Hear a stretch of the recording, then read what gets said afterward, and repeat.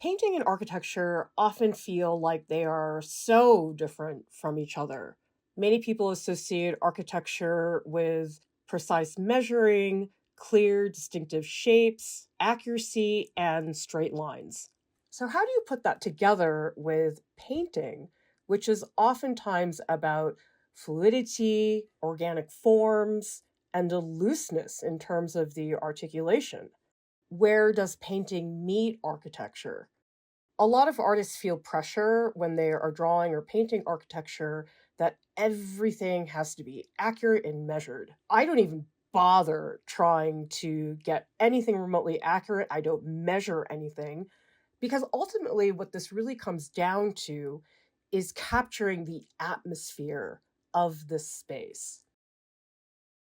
Some people think a lot about math and measuring when it comes to architecture, and certainly it is all those things. But I think the architecture that really has influence is architecture that really creates an emotional impact. This space, it's so majestic. Not a queen, but I feel like one walking down these hallways.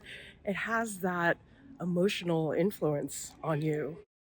I'm drawing with Tombow water-based brush pens on cold-pressed watercolor paper, and I also have a water brush, which is super convenient when I'm drawing on site because it has a little container in the back where you can squeeze water into the brush.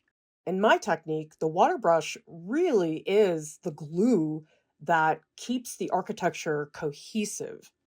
I'll oftentimes put down a marker stroke, which is very confident and sticks out a lot. But then the water brush is a way for me to really soften the presence of that mark so it sinks more into the painting itself.